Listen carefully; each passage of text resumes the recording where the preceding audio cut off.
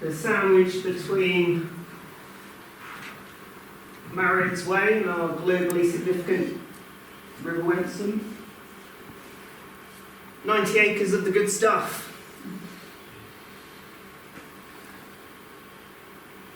Overseen under the watchful eye of Sweet Briar Industrial Estate, a huge pesticide manufacturer. We've got a solar farm over there, we've got iron waterworks trying to quench a city. And moreover, we've got 25,000 people living within a 10-minute walk. And this is Sweet Briar Marches.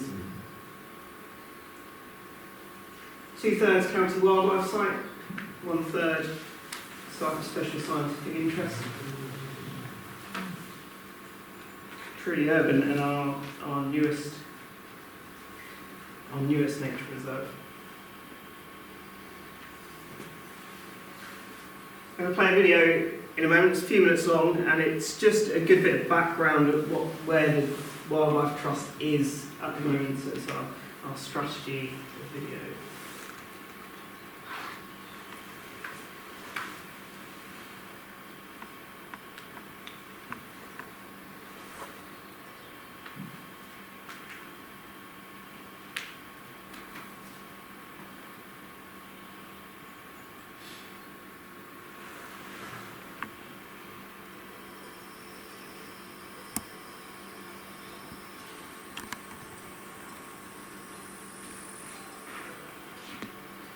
We're incredibly lucky in Norfolk to have a wide...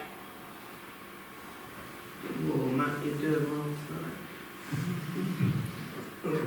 I know the feeling, Matthew. Thanks, Robbie.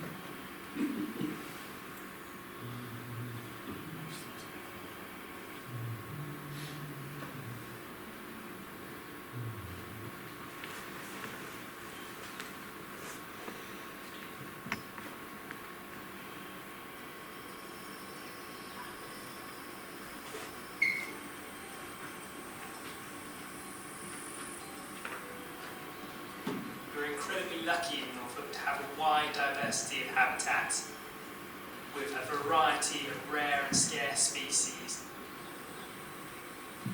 Wild Norfolk to me means having wildlife everywhere you look, everywhere you go. As the Trust is approaching our 100-year anniversary, one of our aims is to protect a lot more space for nature. We want to conserve species for future generations. The way to achieve that is to create bigger, better and more joined up habitats. We want to establish wildlife corridors between our habitats so species can recolonise from lost sites. We know that they'll function better ecologically and they'll be more resilient in the future. As cities and towns continue to grow in size, they can also be incredibly isolating places to live. Green and wild spaces do provide ground upon which people can come together, which will fundamentally change the way that they feel about the world. And when people value something, they're far more likely to act in ways that will preserve it.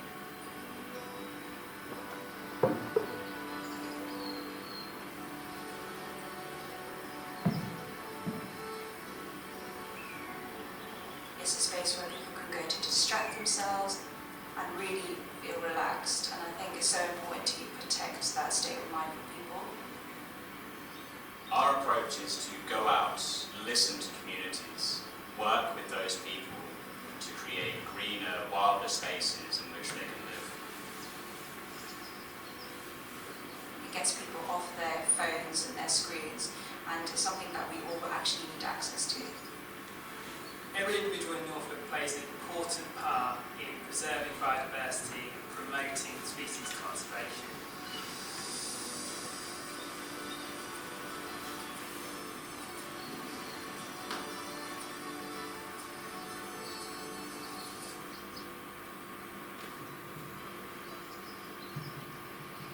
We know that we can't do this on our own. So by partnering with different organisations, we have the chance to connect more and more people to nature. Partnerships are happening all over the county between Norfolk Wildlife Trust and landowners to put back some of the lost habitats in Norfolk and preserve some of our most threatened species.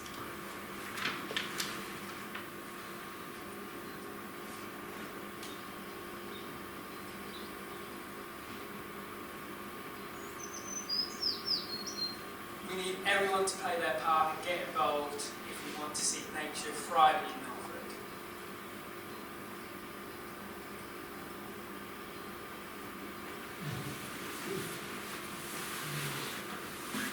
Well behind from Denzel and their ground upon which people can come together and fundamentally change the way they feel about the world of social enterprise. And Sweet Briar Marches really encompasses all of that in that video. So that's what we'll go through this evening. So I'm just going to sort out my laptop because it's still not happy.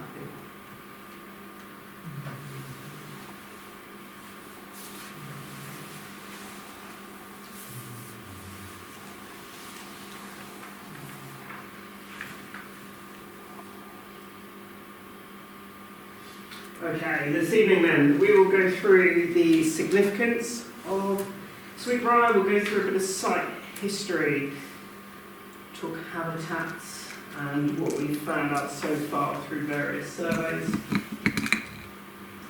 And then we'll talk a little bit about cows and management. We have time for questions, question break after habitats. That should take us till. So Sweet Briar is important for four main reasons. Fundamentally, to protect a very delicate landscape in a way. It's got those designations, SSSI, County Wildlife Site. There were talks about building on this. There were talks about changing its use to have something like pony paddocks, or even a vineyard was mentioned. So there were other potential buyers for this land. Bigger, better, more joined up landscapes, as you heard James just say in the video there. We need our valleys to function ecologically, and the Wensum is considered our longest ecologically connected corridor at the moment. And Sweet Briar sits in that red blob. That's the last real, the Wensum winding its way down from Colkirk. We've got quite a nice green valley, and then the stopping point is really Sweet Briar, where the Tudd and the Wensum join together. And so the last stopping point for wildlife is trying to move down the valley and in through the city, and the next point is at Whitlingham and Thorpe on the other side.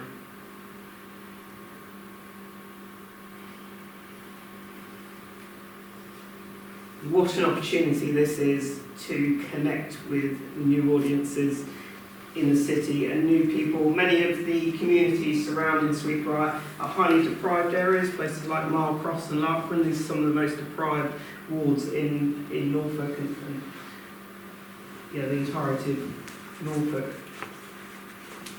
So some of these people hadn't even heard of who Norfolk Wildlife Trust even was, so we went out and spoke to them and said, there's this bit of land here. What would you like to see on it? What would you like to do on it? Do you know anything about it so far? And we've got all that information. You can see some of the boards I thought this evening from those early consultation processes. So whilst they're already starting, they're just about starting their journey into working with the communities, working in the community through some of our other projects. You guys, of course, have been going for a long time, so it's fantastic to see this and hear all the work you've been doing. This is exactly the kind of enterprise we want to encourage around Sweet Briar and throughout Norwich.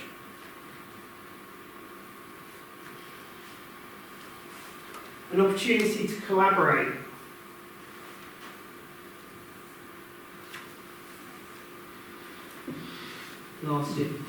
Last year, just after we opened in May, Norfolk Norwich Festival run there a series of billboard artworks for a few weeks of temporary installation, again working with the local communities and trying to reach new audiences in Norwich. This year, this doesn't work.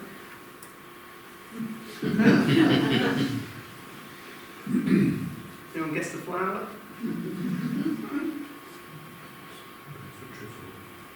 Not a trefoil. Sorry? Crocus. Not a crocus. It's actually, I don't know if you can get it anymore from this. No, it's actually a gorse flower. So Limbic Theatre, an associate of Norwich Theatre, are running an outdoor performance in May and June this year. Tickets have just gone on sale actually. Gripping, playful and inspiring, Edgeland is an outdoor experience that blends theatre, nature and technology in a celebration of human and natural communities.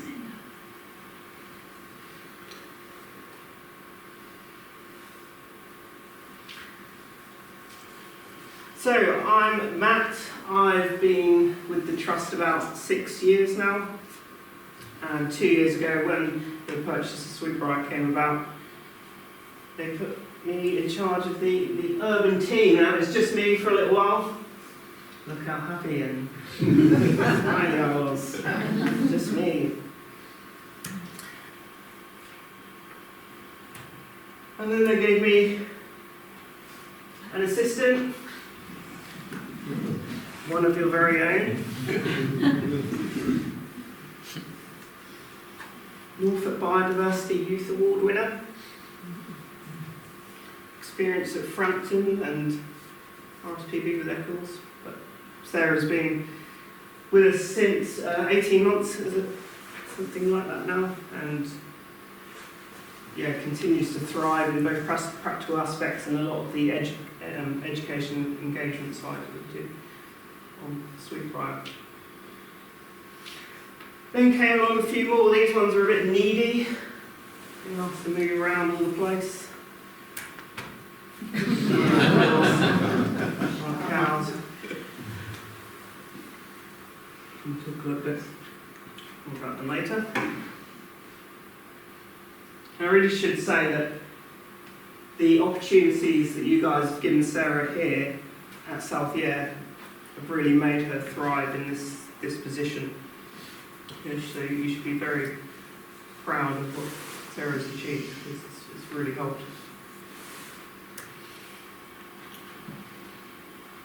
And then just late last year, Mark Hoare came along. So Mark is our Sweet Briar engagement officer, responsible for all the events going on and really encouraging our local communities of Mile Cross and the Larkin Estate to visit Sweet Briar for some of those 25,000 people, which is no easy task.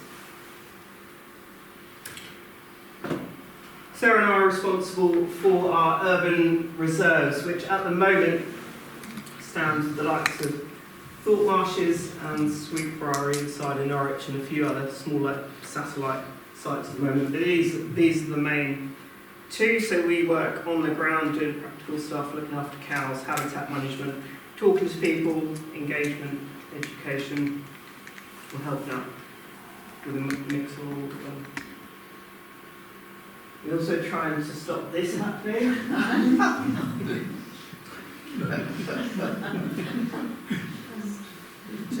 don't know if anyone's played with Microsoft AI. It's very difficult to stop the cows wearing wellies as opposed to the this one came out of it. And we're also trying to stop that happening. Sometimes we get it wrong.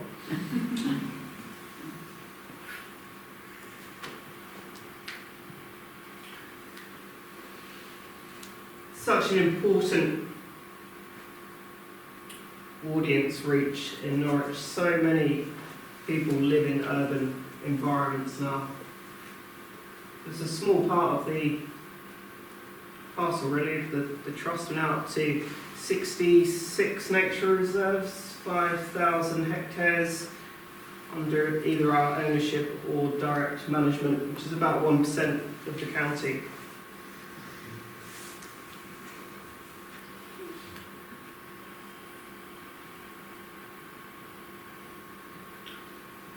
Let's get into some site history at Sweet Briar then. All good stories start with a great flood. 1912, 7 inches of rain overnight. It's about 3 months worth of rainfall. The entire Wensum Valley filled with water, about 15,000 people displaced in Norwich. Very few died. That's a railway line there. That is not a locomotive sitting at the platform. That is a sailing dinghy. A 1 in 100 year flood. You can do the maths on that. We are overdue. So that's one of the earliest photographs we have of the area. And it means today the flood risk map, something like this, Sweet Briar sitting in the centre there, as red as you can get. Acts as a real sponge for the city if the Wensum were, and when it does swell with rainwater and when the New Mill sluice in the middle of Norwich gets closed up. Then Sweet Briar is the first place that tries to absorb and take a lot of that water to stop Norwich flooding. Now we haven't seen too much flooding this winter, it's been remarkably dry. This is looking from Marriott's Way, the floodplain of Sweet Briar. This is the Winston running through. And this was January last year. Popping the banks.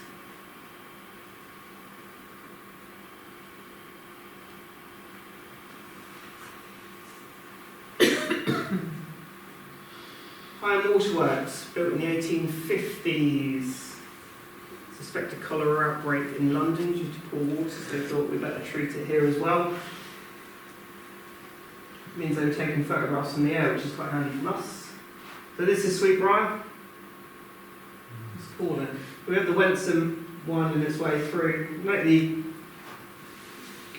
really regimented tree planting along the banks of the Wensum. The Wensum is well chopped into place by now. Once upon a time it would have flowed across this floodplain in a series of channels, and gradually we've chopped it into one big channel for navigation.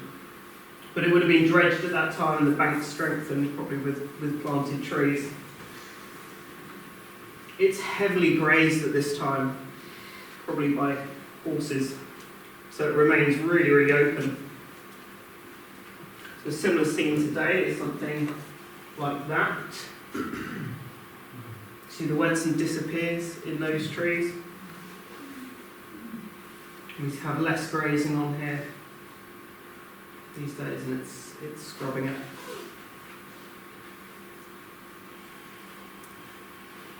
And by the 1930s, it's all starting to kick off. We see Marl Cross Estate being built. We see the Larkham Estate being built. And some of the infrastructure associated with that were these huge, this one's known as the Dolphin Pipe and the Dolphin Drain, big concrete, 5 foot wide concrete pipes. We'll come back to this in a second. Sweet Briar Road also goes in the 1930s. So quite major works, this guy's really in charge. He appears in every single page of this leaflet, looking like he's in charge. So what is it doing? Well, the Larkham Estate is this one here in the southwest. Here, the Wensum in this photo is that dark black line running through. You can see Sweet Briar Road is in place, and Higham Waterworks is down here. That big pipe is a bypass. So water and maybe sewage at this time running off the Larkham Estate comes down and goes into some big storage tanks off Helsden Road. That's because if you were to let all your sewage go in the river, you would then have to pick it up in your water treatment works. And I thought that's a bad idea.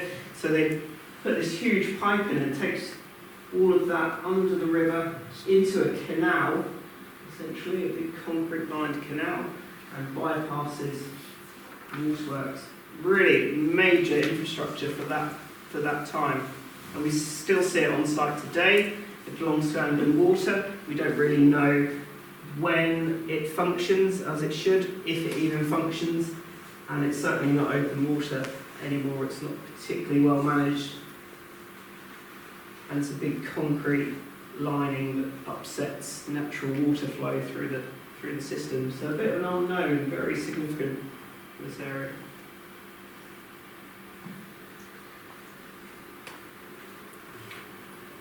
Fast forward a bit to 73, so the Midland and Great Northern, all the Muddling Get Nowhere railway line coming out of Norwich and towards Melton Constable, is dismantled during 73. You can see the chart having a little peek up the tracks. He's looking at the demolition train just coming out over the A-frame bridge there. If you go down Marrick's Way, there's one left of this quite distinctive Victorian A-frame bridge. And Sweet Briar is just in the distance of this picture.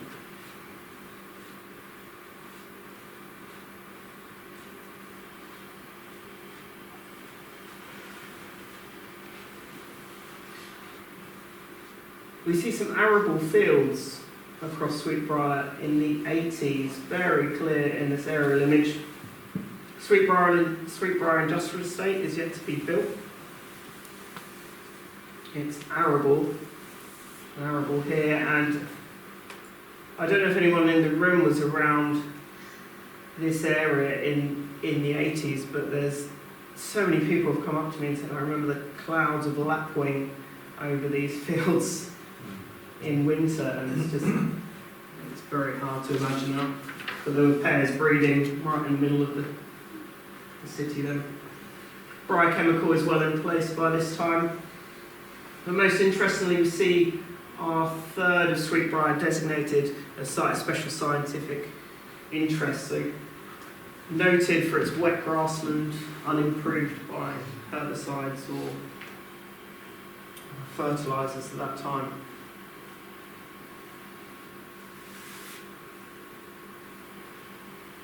Just going back to this picture, you can see those arable fields in the distance. What else happened in 1988 in Norwich?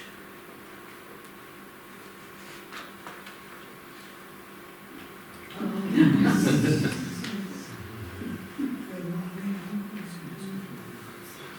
think I heard a mumble there, nothing fills the hole like a double decker.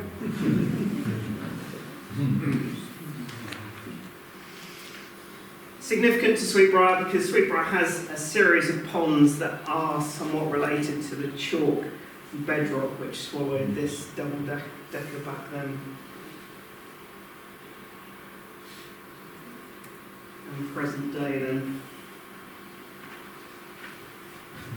And there's 2021. The trust was actually informed that Sweet Briar was coming up for sale by the local community. They said this land is good for wildlife and it's coming up for sale. Will you go for it? We put out a public appeal and it was our fastest ever. It took 4 months to raise £300,000, which our fastest ever appeal, and I think it really shows the thirst for this kind of thing, especially in Norwich. And then, fortunately for us, Aviva came along and said we will match that pound for pound to the tune of 600,000 total, and that meant we could take over the land in October 2022. Aviva have been, we're sustainability partners of Aviva now, and they've been really big supporters, not only during these early stages, but pre-Sweet Briar, have always been volunteering with us. But for Sweet Briar, it really fits with their ambitions as well, and they've put in further funding. So this was £300,000, and they've since put in another £600,000 to get things underway on site. Very, very significant. Does anyone have any questions at this stage? I'm going to go through, give a flavour of the habitats, and then stop for a break. Yeah. It's Mousehole Reserve managed by what, or connected with the Wildlife Trust at all, or who manages that? Because of the common land aspect of Mousehole, it sits under its own trusteeship. It's the conservators of Mousehole Heath, and it's in conjunction with City Council. So Will is the warden there, and he works for the council, but he's very much under the strings of the conservators as well. So it's a bit of a funny one, Mousehole Heath. If you go on their website, they're quite big bit of information about how they come about. But there's two big green blobs in Norwich, and the other one is Mousehold Heath. And one thing we're trying to do is have more conversations with green space managers in Norwich. I believe Vinewood, ancient woodland, is one of the few ancient woods. Is that managed by the way? Again, that's City Council, Oh, right. I believe, Limewood. Yes, that they are. They've just put out a consultation on Limewood for improved infrastructure and accessibility to Limewood. Yeah, it got quite a backlash on Facebook. I was reading the comments of it the other day of Limewood, which was quite interesting. It's almost similar to the consultation we did here, but it just shows two different methods get very different responses. What's the water quality like in the Wenson that comes past the reserve? Better than it used to be, but probably still not good at all. But to be honest, I haven't had too much to do with the Wenson yet. The Wenson sits just outside our boundaries, so it's the Wenson City Council's bank and then our land. But it's very significant for the site, obviously, especially when it floods. But it will be a wider study on the Wenson. And this bit hasn't had too much love in the past because the Wenson SSI stops at Helsden Mill, just where the Tud joins Wenson. And so as you get into the past Sweet Briar, it's no longer SSI, and therefore it hasn't had as much interest from the likes of the Rivers Trust, who've really focused quite rightly on the SSI status area. What is your relationship with the chemical factory, which I think used to be main base? I can't remember what it's called now. We have Benson, is it, or Siemens? It's Briar Chemical at the moment. Briar Chemical. They're a neighbour. The reason I ask is they used to, it was leaching into the watercourse, wasn't it? Yeah. In the 80s. Yeah, do you remember any stories from that? I'm always intrigued by what people remember. I've had fluorescent yellow ditches. I've had eels that can't be eaten, or pike that can't be eaten due to chemicals in the water system. Well, as I remember it, it came up in Angley Water, had to source their water up at Drayton. Yeah. Because they had to bypass it because they knew there was mercury in the river which was coming from main bakers. You're absolutely right, and it's something I missed in the 80s there. That pipeline, the mains water pipeline we talk about, goes right through the northern edge of Sweet Briar. Yeah. Where does it go out to? Sorry? Where does it go to? So it went all the way to Cossey Pits, and for a while, since the 80s, we've taken water from Cossey Pits to come through Sweet Briar under the river and into the water treatment works. Okay. That was until 7 years ago, something like that, and Anglian Water put in a huge underground filtration system at Higham Waterworks, and we now extract straight from the river again, and it goes through that, and so we're quenching 250,000 people from there. That was trying to protect the SSI further upstream at Cossey from over-abstraction.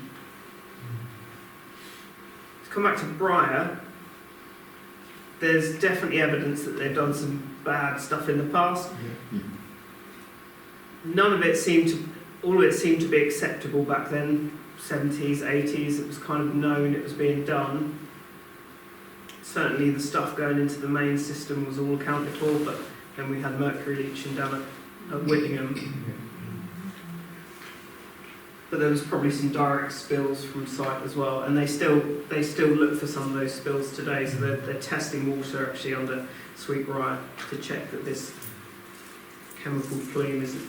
Yeah, well, the effect on our area was that when they dredged Rotten Road, they couldn't put the dredging on the bad line because they were contaminated. So they had to make a special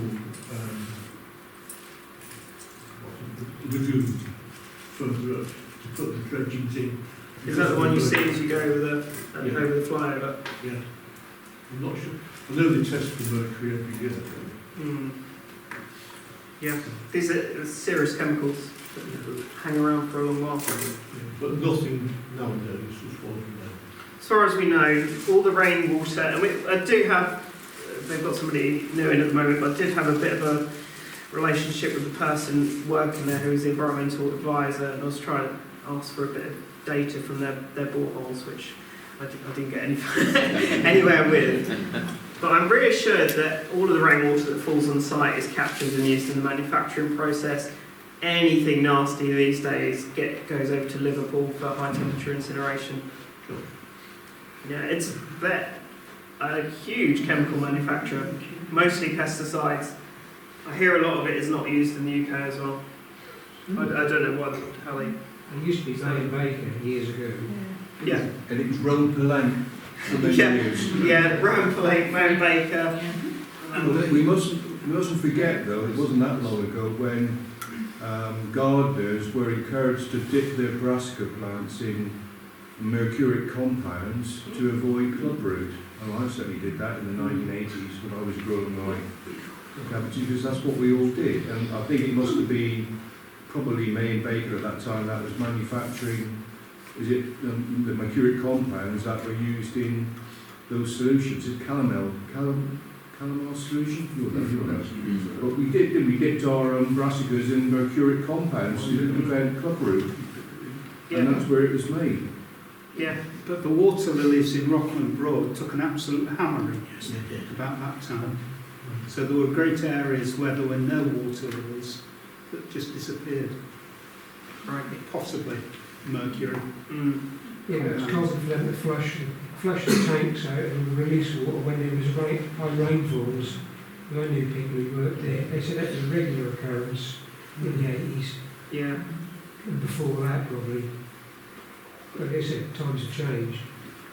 I believe also that in the 80s that was used as a cordon sanitaire that wasn't Yeah. development allowed because of the potential for spills and explosions Yeah. at the time. Whether it still has to be a cordon sanitaire or not, I don't know, because what they're producing. Yeah, I mean, speaking as a former regulator of that site, there is a significant off-site hazard that arises from chemical processing at the location. So what is said is absolutely right in terms of, I wouldn't say prohibition, but discouragement of development around the location because of the inventories of chemicals that are held on that particular site. I think particularly bromine comes to mind. Large inventories of bromine. They've expressed interest in they have an emergency procedures thing which I signed up to, but I don't really know if I'm signed up to it. It's been an emergency. But they are trying, it sounds like they're trying to do more in the way of community outreach from there, which I think would benefit them because they're not seen in the best light because of these historic events. They will crack on with some habitats. So, as a result of all that history then, Sweet Briar today is really special because of the mosaic of habitats there. It grades down from dry sandy grasslands at the top here down into a winsome flushed floodplain. We've got former arable fields as young woodland now. We've got open ditches throughout, we've got little islands out here on the floodplain. A bank of mature woodland, and in them some really nice old ancient ponds. Really, really nice mix. So those sandy grasslands, then you can expect to see fine grasses and horizontals sticking out there, fantastic for inverts. And down on the floodplain, it's been allowed to breathe a little bit now. The floodplain used to be quite heavily grazed both by the tenant beef farmer who was on there before had a herd of 50 plus cattle, and it was fly grazed as well by ponies. So it was a bit lawn-esque if you look on Google Street View. But the last few years there's been some light grazing, was last year, and meadow sweet and purple loosestrife come late summer, huge wafts of honey coming off the floodplain. And this is quite a common sight of fleabane, vetch, meadow sweet, trefoil. Our former arable fields are a fantastic mix, probably the optimum mix of tree and grassland.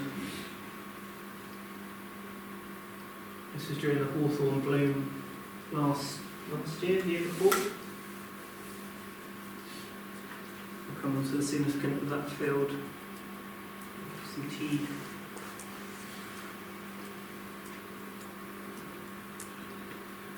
Moreover, we have these lovely ancient pools in our mature woodland. Some fantastic veteran oak trees, home to the likes of Arthur. He will probably be the most photographed owl in Norfolk at the end of this year. You can expect to see bluebells from next month. And some lovely pockets of really floristically rich pockets of ditches. So that's a bit of a flavour. Let's stop for a bit of a break. Feel free to ask me any questions, and then we'll go on to a bit more about what we found. Thank you. This is an elevation map. Slightly psychedelic. The dark red line is the Wensum. Flat red is the floodplain. And when you're in the white, you are on our upland. So the white's the high bit. When you're on the white, you're at 8 metres above river level. This is our Norfolk upland. Now, Sweet Briar can be made into 3 distinct areas. And what's curious is this mishmash in the middle. I'll just show you. Upland. This is looking from the Dereham Road roundabout. Oh yeah. Looking up towards Astor at the top. So 10,000 cars registered in Norwich in the 1930s. Fears of congestion. So I thought we better put in a ring road. You can get an impression of how open the landscape was then. Driving over there now, you kind of get a little feel of being in a valley, but nothing like you would have done going over it then. Those familiar with the area will find allotments either side. Really recommend George Plunkett took some fantastic photographs, primarily of construction around Norwich in the 30s, but the website produced by his son is a fantastic record of work done. More psychedelics. Right. So we set out trying to work out what wildlife and general ecology was on Sweet Briar pretty much before we even started managing the land. So 2022 through 2023 we were able to do some basic surveys to get what we would consider a baseline, and then in 5-10 years time we can repeat some of these surveys to see how our management is affecting what's there. This is one of plant communities across the whole area, so they pretty much run out of colours. Very, very diverse site, as you might expect. The plainer areas, or the more monotone, these are your ex-arable fields.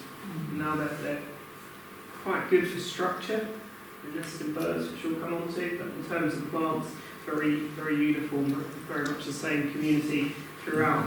Whereas down on the floodplain, we have really interesting pockets of fen, and it's all due to the geology and the fact that the river pretty much used to go across here in lots of little pockets. There's even bits of peat out there where you would have had lots of willow and probably beavers around that time in the last 10,000 years. In the last year and going forwards, for this year, Norfolk Norwich Naturalist Society, who've been around for 150 years, are taking Sweet Briar on as their next project. So they spent 3 years at Broadland Country Park, just north of Norwich, trying to understand and create a baseline for that site, and they said we'd love to use Sweet Briar as our next project. So they bring in all of their specialists. They're looking through fungi, bryophytes, birds, invertebrates, reptiles. A very good selection for a baseline. So we'll go through some of these. So in the early days, we were looking for cloth face and water voles. Didn't find any. It's a question mark. We'll come back to him. They were using the Wensum, but not the ditch system on Sweet Briar, perhaps because it's quite an ephemeral site, so the ditches dry up. It's dry up during the summer months. But we had a targeted water vole effort. Have a little look for reptiles as well. If you go to Sweet Briar, your aim is to find a reptile, because as of yet we still don't have a record in the last 3 years.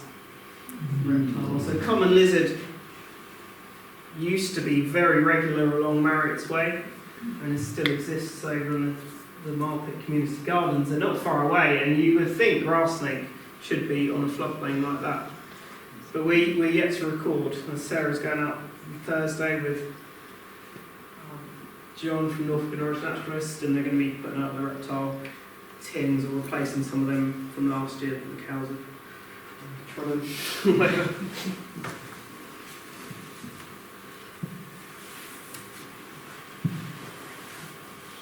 The biggies here, the brown long-eared bat. So there is a bat walk coming up. Actually, it'll be interesting to see whether we can improve this list.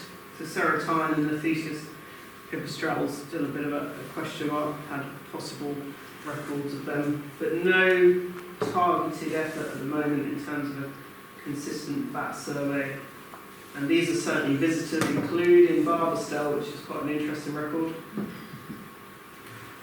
All of these seen feeding over the site. We might expect with cows having been reintroduced that they may be hanging around the cattle and using the invertebrates coming off them.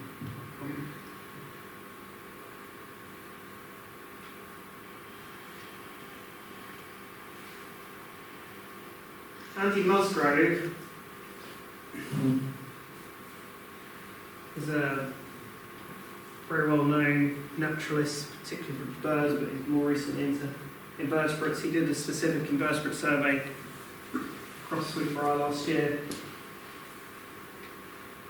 We found some really cool stuff. One of them was Macrophyra absintha, which was a new record for Norfolk. It's a sawfly, feeds on valerian. You might think first for Norfolk is quite a surprise, but Andy's probably the only one looking for sawfly like this. Nonetheless, it was a very good in-depth report and gave a really nice baseline, and certainly Norfolk Norwich Naturalists are working off this baseline. Dragonflies. We're up to 16 species of dragonfly and damselfly. We need 19. 19, according to Tessa, will be a dragonfly hotspot. And she said, Matt, you really need more open water on site more than anything else, particularly throughout the summer months. So we'll come on to a little bit of how we've been helping Lesser Emperor was a very nice record for Sweet Briar. So the species which very few records for. There was one at Thorpe last year, so not far away, but that was found on the floodplain by a local naturalist last year. Butterflies included silverwash fritillary up to 23 species. Very nice, including small heath, very good record for Norwich. And we're doing butterfly transects once a week through the summer months. So hopefully improving this there. Breeding birds, Wenson Valley Bird Watching Society, they're doing fortnightly counts at the moment across Sweet Briar. But our breeding bird survey picked up 6 red listed and 15 amber listed, so these are species which have historically suffered declines. One thing that was really significant was the number of, these are breed species that are not particularly declining, but the sheer numbers of these, thanks to our former arable fields, which are now really good nesting habitat.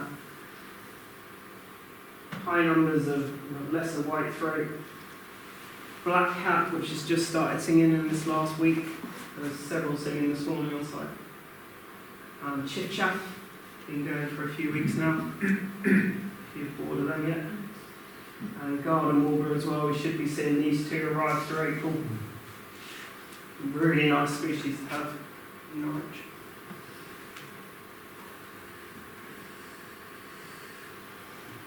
Some of the red listed species include linnet. Enjoying particularly the gorse. Sweet Briar has quite a sandy soil, it lends itself to pockets of gorse, which is currently in full flower. And linnet's enjoying them. Very high population of greenfinch.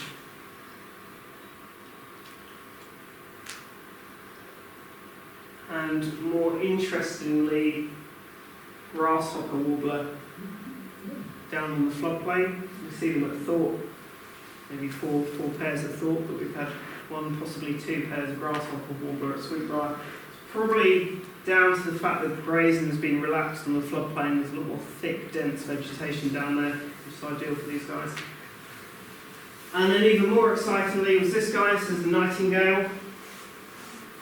And I got a text from a volunteer group to say, "You've got a nightingale on site," and I didn't quite believe until I learned it was Dave Weaver, who's a fantastic naturalist, and that came in and two years ago, didn't turn up last year, but nonetheless an incredible record. Probably not a breeding bird, they're very few and far between in terms of breeding in Norfolk, but a male chance in his luck nonetheless. And they're here for this wonderful mix. Have a listen to this. This is the nightingale singing.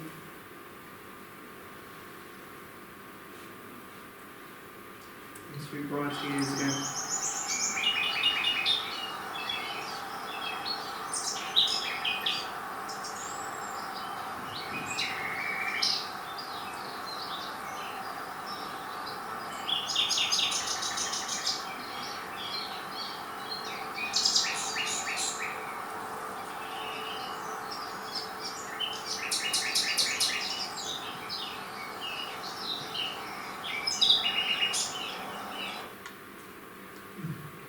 Appropriate sound of Sweet Briar Road in the background. What a record for Norwich, nightingale in there, and we've been doing some work this winter to potentially create similar areas to where this nightingale was. It seemed in quite a specific location where there was an excavator brought in 20 years ago, creating this quite wide glade, and it was sandwiched between that glade and our big open meadow in some dense thicket. So we've been trying to replicate some of this a similar pattern this winter. So fingers crossed that it's very much a luck thing, or due to numbers.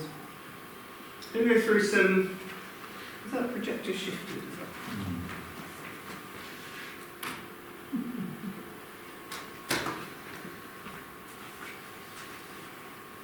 A few interesting ones that might be missing. So nuthatch last bred in 2011. We've got quite a nice patch of mature woodland. There was an overwintering bird this year, but not breeding. It's quite curious. Snipe. Now anyone on Sweet Briar in the 80s would have heard snipe drumming in the city, which is just incredible. I mean, now they're very few and far between, a few around in the Broads, but really struggling. They are still on site in the winter. Maybe some thermal imaging surveys may be able to pick them up. Lesser spotted woodpecker, bred on Sweet Briar until 2004. Hmm. 1990, the last time turtle dove was formally recorded in the area. Possible sighting last year in spring of a pair moving through and up the valley.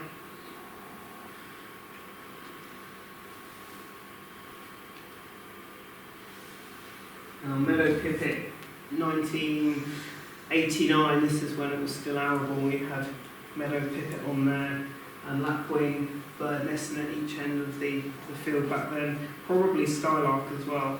We don't see that anymore with the lack of arable. There's a curious one. I'd be interested in knowing how many gardens around Norwich chaffinch is recorded, because we can't seem to record a breeding chaffinch on Sweet Briar, despite it being perfectly suitable habitat. Perfect for greenfinches. There's no reason why chaffinch is such an anomaly. There's overwintering birds on there, but you won't hear chaffinch singing away on there. 40 males were recorded in 2004, and they may be suffering the same fate as greenfinches were with whatever that disease was called.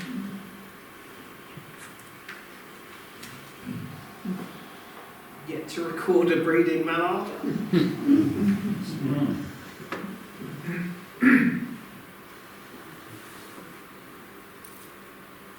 So a few things that may be missing there, but certainly potential for turtle dove, certainly potential for nightingale, potential for nuthatch.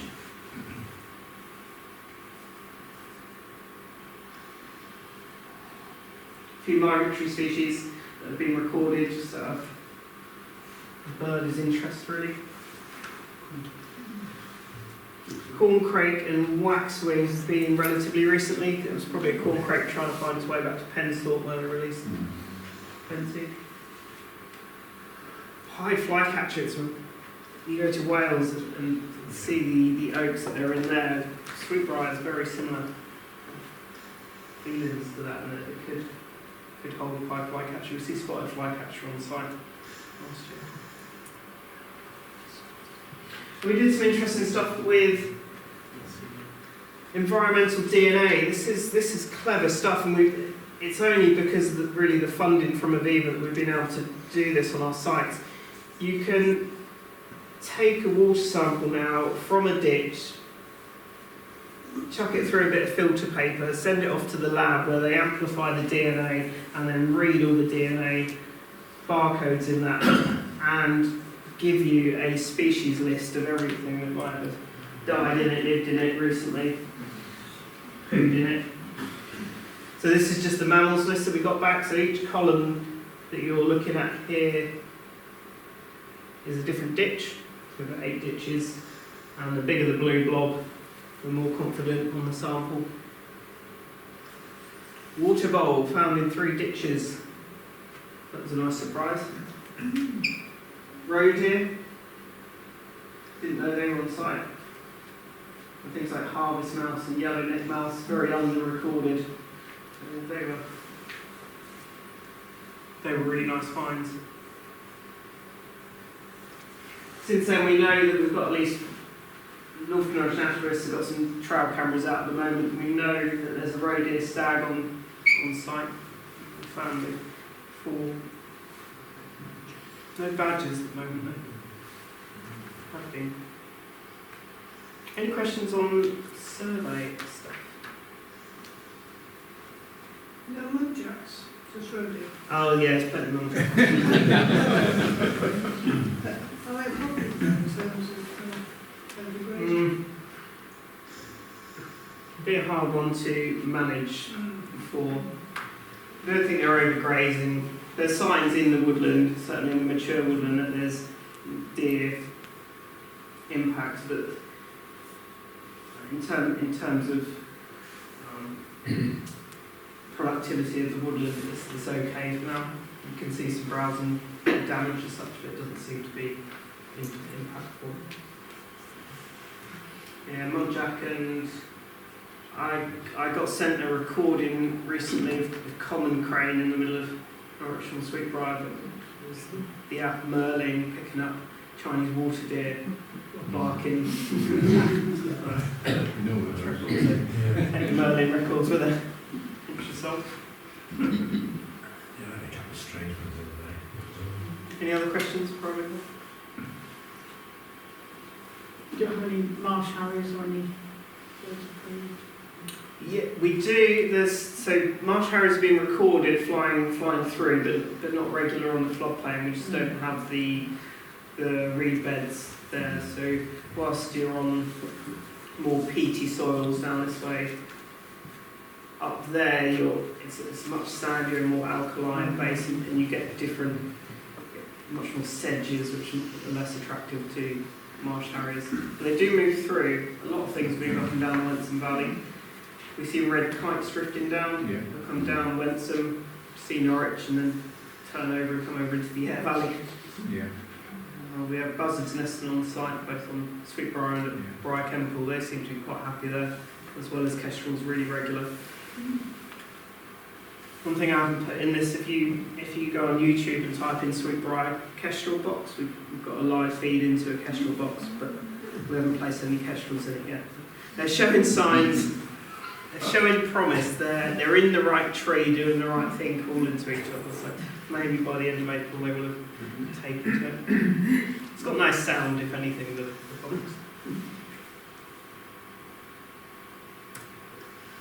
Let's talk about these then.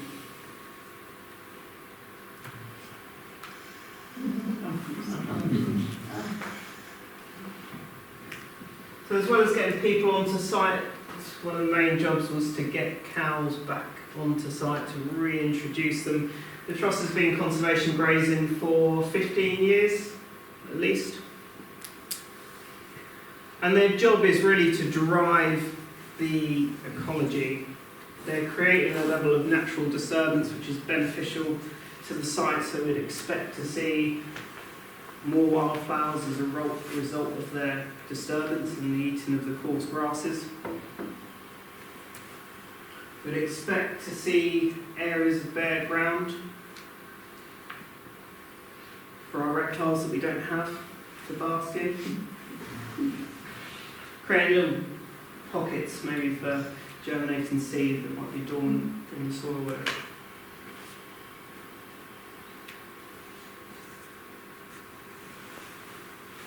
Can't forget their dung. Really encouraging to see lately the dung is breaking down exceptionally quick in some areas, which is a result of high insect activity around the dung. So we don't treat the animals with nasty wormers that you'd normally find in a farming operation. So the dung is very healthy and everything wants to live in it and keep its life cycle in there. Obviously really good for fungi as well. So that's something that's been missing for the last few years since the previous cattle were taken off.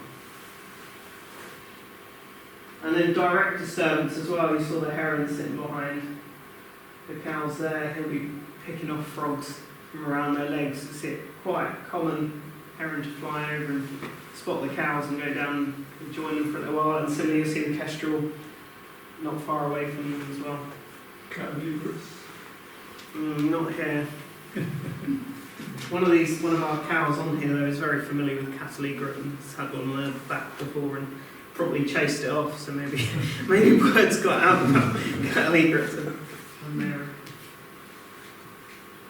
So we've heard of 5 at the moment on there, starting nice small numbers and then potential to build up.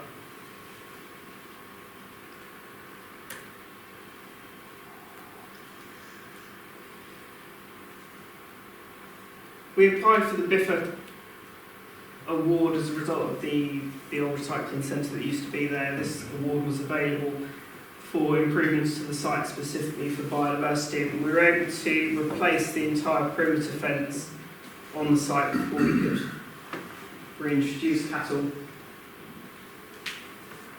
Now our cattle are not just plain old beasts, they are technologically infused.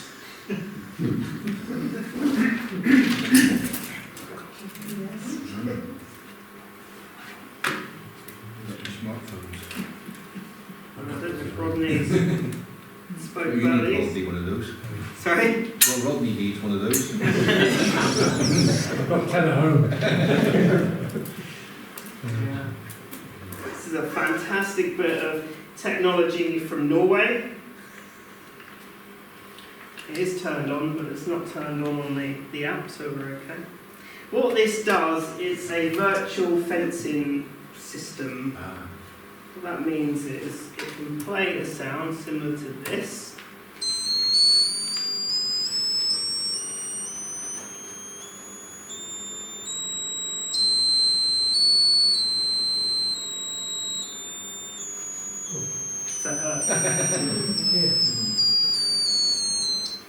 You might, it'd be interesting to hear it, see if you can hear it in the next one. We can draw a fence on the app that it comes with.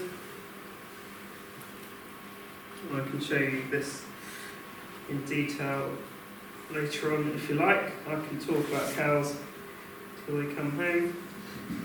The white lines on there are where we're containing the cattle right now, which are in the middle, so we can literally draw a fence and it talks to the GPSs and creates a signal so that when the cow approaches it, they get that audio warning, and if they ignore that audio warning, this can deliver an electric pulse around the neck, and they don't like that, and go back to where they came from.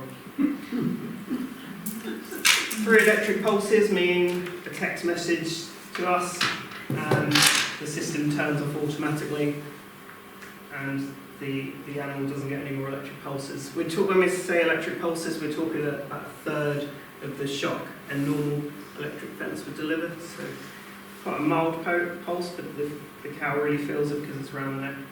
But what you find is, as they get that audio warning, we've trained them appropriately so that they hear the audio warning, and most of the time they're turning around as they get that audio warning and they don't actually receive the pulse. So in a moment you'll see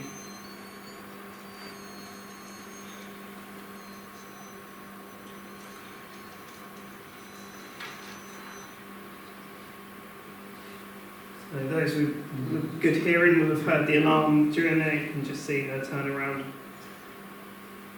So this cow in particular, I know that Sarah's going to tell me I've got the wrong cow now. It's Malcolm. 112 audio warnings today and 1 electric pulse. So one animal in particular, and it's not this one, knows how to play the system very well. She will purposely walk zigzag the line and pick up these audio warnings and most of the time not receive the pulse and get it right, but she's received one shot today. And so she's accessing grass that the others can't get to. And in a week she'll 500 plus audio warnings and very few pulses. She knows how to. It's a really good bit of technology. Not only does it allow us to really dynamically graze, we can keep the cows out of one area, we can keep them out of a particular area that might have a grasshopper warbler nesting in there, for example. We're also able to produce heat maps like this, where And this is early days, it's very new technology, and certainly the data analysis side of this is something we need to learn.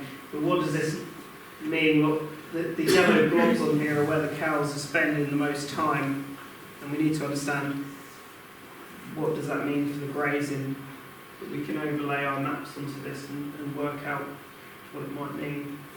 So we can work out their movements over a period of time, coming from the upland there, coming down, and then out onto the floodplain. So what we've done there is we've allowed them to graze up there and blocked off the rest, and then just got them to move and then close the gate behind them. This area in this corner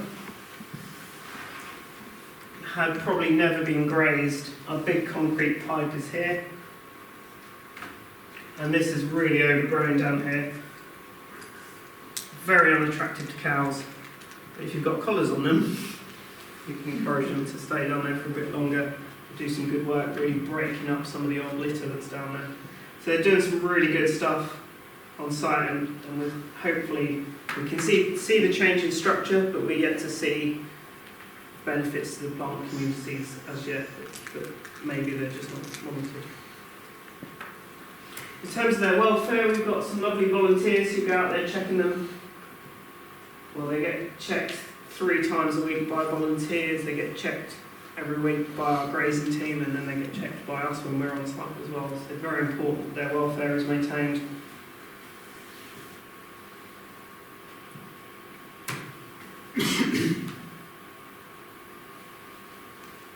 Many hands. That's the amount of gloves after a very wet work party. Up in my living room. 3 main focuses of habitat management. One is the open water. This is a record from about 8 years ago from a local who sent me this. That's water violet and water crowfoot in a ditch that we no longer see it in, probably due to shading of willow. So the creation of open water is something we really want to achieve more of. That is southern marsh orchids growing in our former arable field where all the scrub is. So as the scrubs increased, we've seen a change from species-rich grassland like this to much more trees, and no records of orchids in the last 2 years in this area. So we've been in that area this winter to try and clear back some of the trees. We'll get the cows in there to give it a good graze, and we'll see maybe we can pick up some old seeds that are in there. So management of the grasslands. And lastly, bare ground creation as well. The likes of our reptiles we don't have. So Sarah's been digging up cars on Sweet Briar in the middle of the marshes in a bid to create bare ground, but I didn't expect to find an old Paul Cortina under them.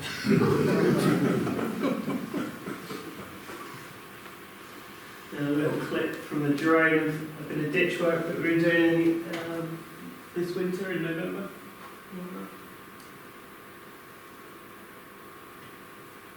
So they are connected, those ditch systems, but as you can see, they certainly weren't exposed.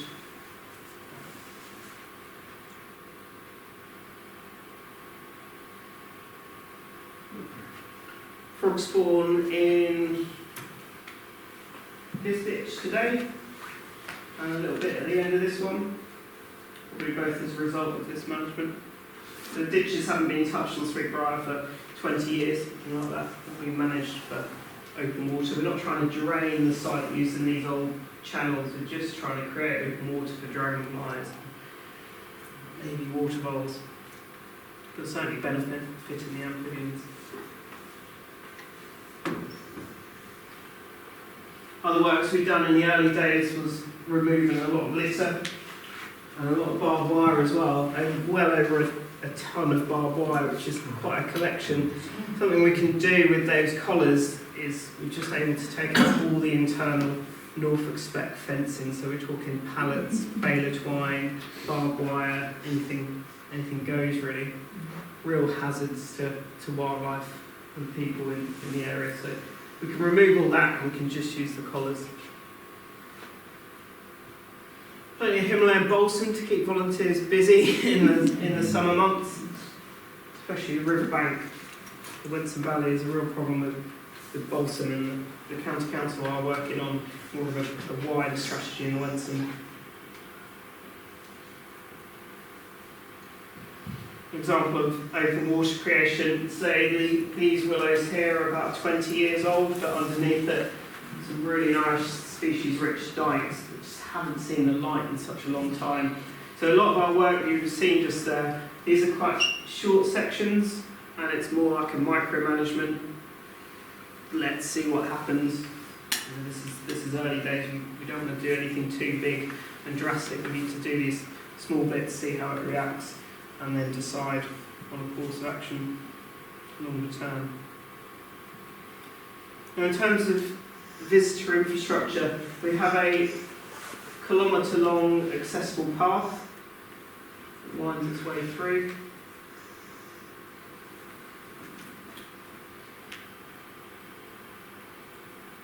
It's along by volunteers who mucked in with that. It might just be a path, but it's quite a good path, according to Inclusive Norwich, which is who we consulted with. They're the ones living with visual impairment, living in a wheelchair, and deciding whether a path is good or not and suitable for their needs. So they're the ones we need to ask. So part of our early consultation works was about asking them what they needed. Accessibility was a big thing for the local communities as well. And you will go onto Sweet Briar and you will see mobility scooters using it, you will see wheelchair users, you'll see pushchair users. Everybody benefits from something like this. It looks drastic, but if you take into account most of the people using it, you're actually reducing bare ground creation because it's confining everybody to that path. And 70-80% of users are pretty much sticking to this, and a few people go off on the mown paths. The other things we've done, so you'll find cycle parking at each end, you'll find a few benches along the accessible route with some timber benches off it.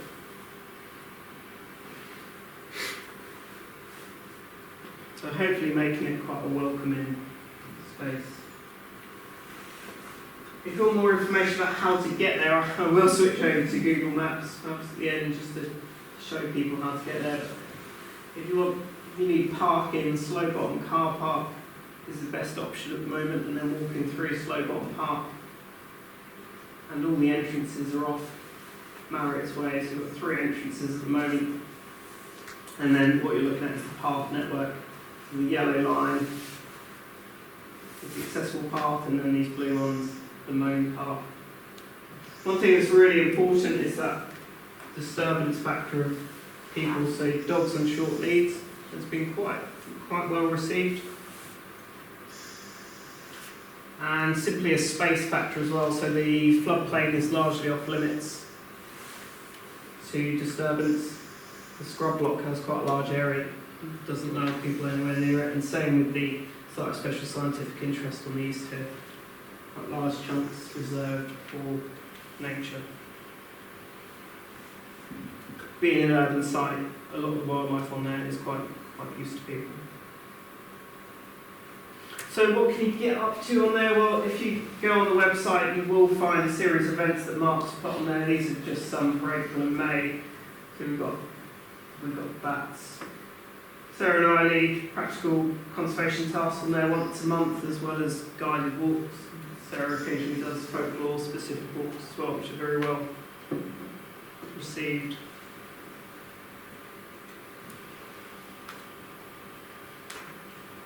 And ultimately for me, this is what it comes down to.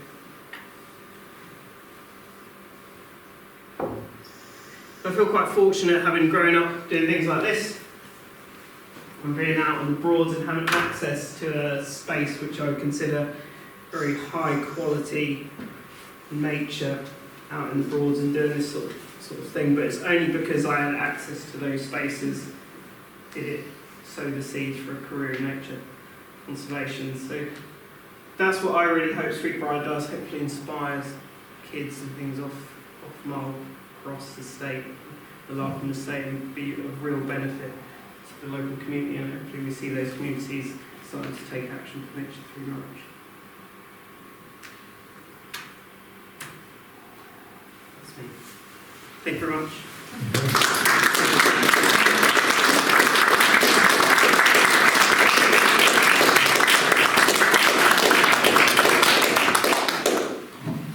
Does anyone have any final questions, thoughts, comments?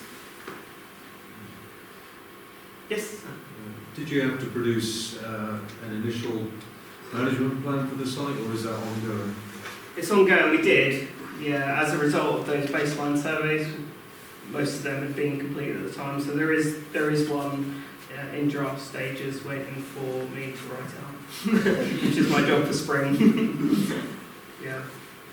So that it pretty much encompasses those that open water, that bare ground, and removal of scrub for the benefit of the grasslands. So if you've got trees and grass at the optimum, you're only going to keep growing trees and losing grass. So it's important we take out some of the trees and keep them and start a rotation of copse in them. What's your plans for public access, infrastructure, parking, signage? Yeah, this is ongoing. So these boards are from the early stage. Some of this is still going ahead. It's very much in the works and is due to be released very soon, but I can't say too much at this stage. But we are working on some accessible parking and improved on-site infrastructure in the way of viewing screens, a little bit more hardened path access and things like that. It's in the works, it's ongoing. And that's thanks to Aviva again for some of that. I wondered about flooding. Do you just accept that the river will flood and that's part of what will happen on there, or do you take measures to try and control it because you can't help it, or how do you plan to do anything about that? Well, last winter was one of the wettest winters we've had for such a long time, and it was quite handy for me because the site wasn't open yet. We decided on all these paths and where they were going to go, and then we had the wettest winter on record, and you can see where the paths might no longer be appropriate. We're actually able to change some of them. This year it's remained totally dry, but it is something we're just going to have to accept, and it kind of depends what that New Mills sluice does in the city. If there's a huge tidal surge at Great Yarmouth, if we get a northerly wind and it's backing up there, they can't open the sluice at New Mills, so the water can't get out of the Wentham, and it floods Sweet Briar even more, holds on there for a longer time. We just have to see going forward what impact it has. A lot of the path network is off the floodplain, unless we get 7 inches of rain overnight, like our 1912 one. Yeah, certainly something we consider from an ecological perspective as well. Those particularly high nitrates, phosphates in the Wentham at the moment, what impact that would have on flooding as well. I mean, it's a way a river kind of cleanses itself is by flooding those chemicals onto the land and back into the soil. And you hope our cows eat those nutrients up. And it is a consideration. It's just something we've got to learn about at the moment, how often it floods and what the impact is. I have 2 questions. So my first question. I'll take the second one. My first question concerns whether you have any particular views about the benefits or otherwise of nest boxes. And my second is, does this site have a cafe? The reason I say that is because having been to the Carlton Colville Marshes recently, which is a very nice cafe, I mean, clearly, given your audience and what you're trying to do, like it or not, it does help bring in your customers, doesn't it? To have that sort of facility.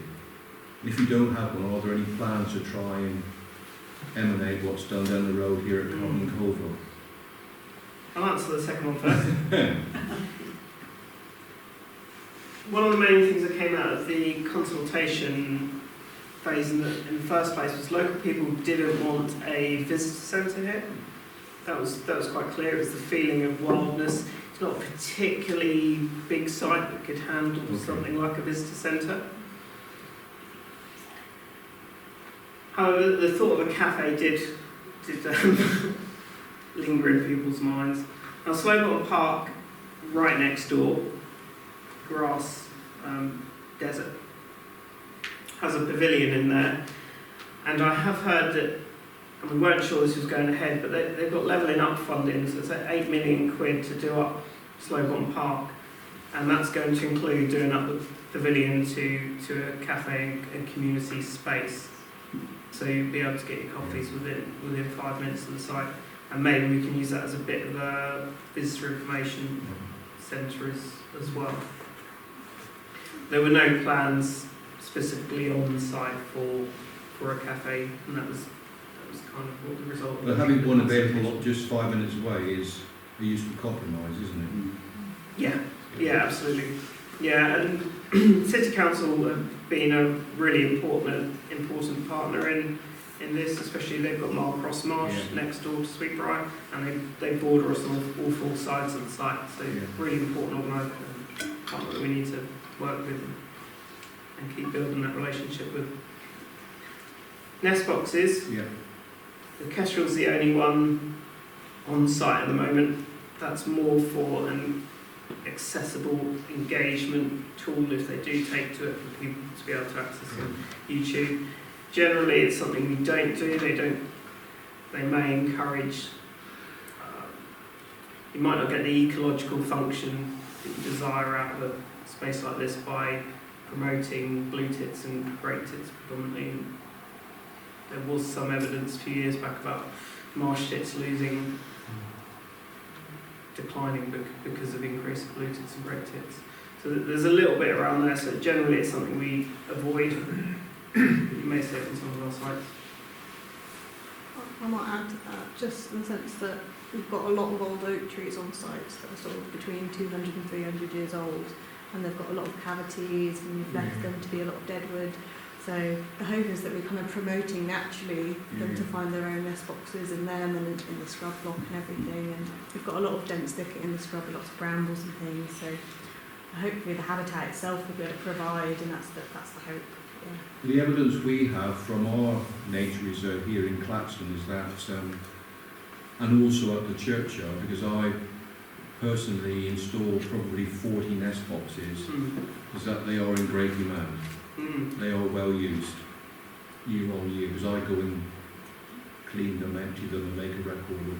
So they are being used, but we don't necessarily have, as you've described, the abundance of natural nesting sites at these locations, nor do we have it in our gardens and our homes either. We are working with the local community as well. We've got Caroline Stiggs, who's the Swift lady in Norwich, and she does some fantastic projects. And she was even mentioning to me the other day how just on Helston Road there's a huge swift colony just off Sweet Briar, and how she really wants to get into that small community there and get some nest boxes up, because the desire for those nest boxes is really there.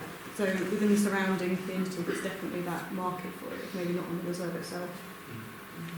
So maybe a barn box. So we certainly, on my home, the house martins use the nest boxes, specifically designed for house martins, so they are used. And there are swifts nesting here in Claxton as well. To know, it's kind of a good UEA project, is how birds move from a urban site like this to gardens, and the interaction between houses and gardens, and whether, like you'll see house martins and swifts feeding over Sweet Briar, but obviously they're nesting in houses elsewhere. So it'll be a really interesting comparison. It doesn't really answer your question.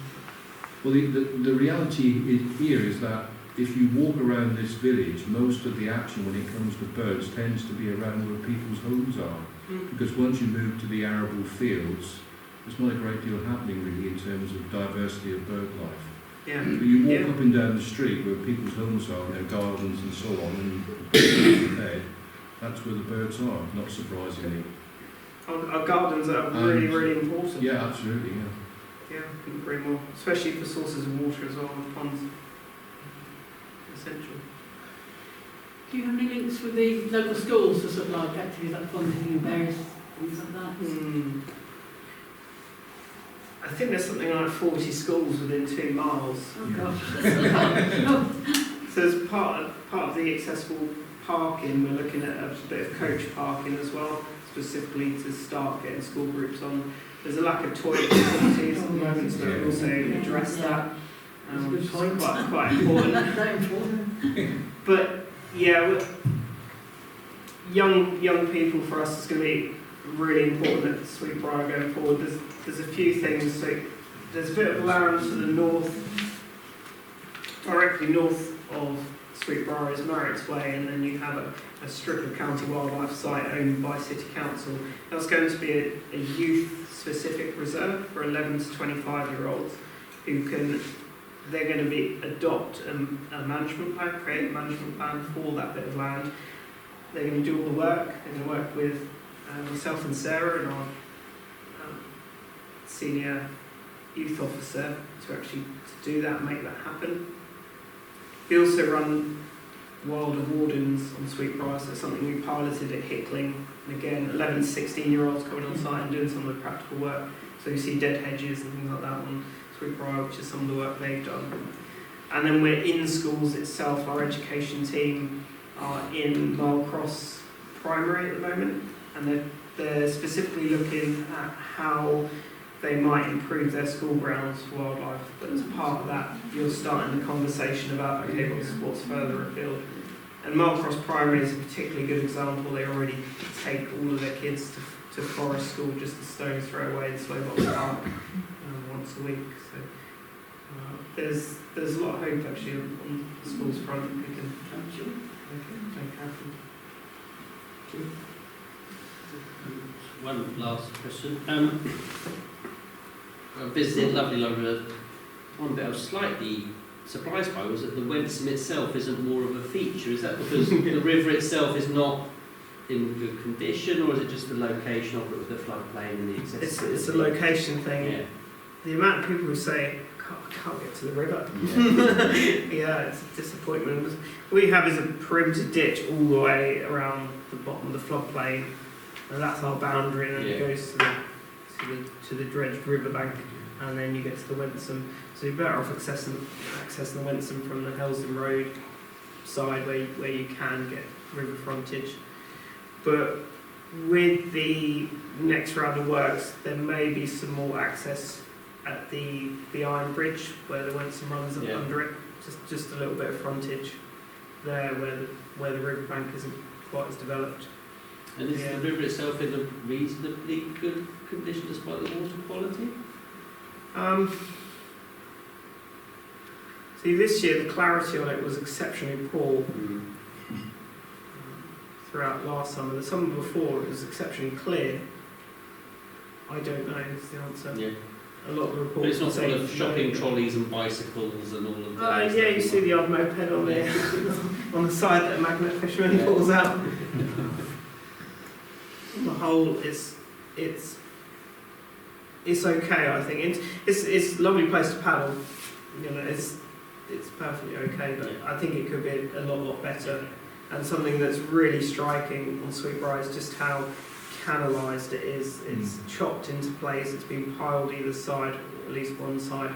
On the Sweet Briar side it's piled, and that just stops natural flow across the floodplain, which will have impacts, and you get siltation as a result of that.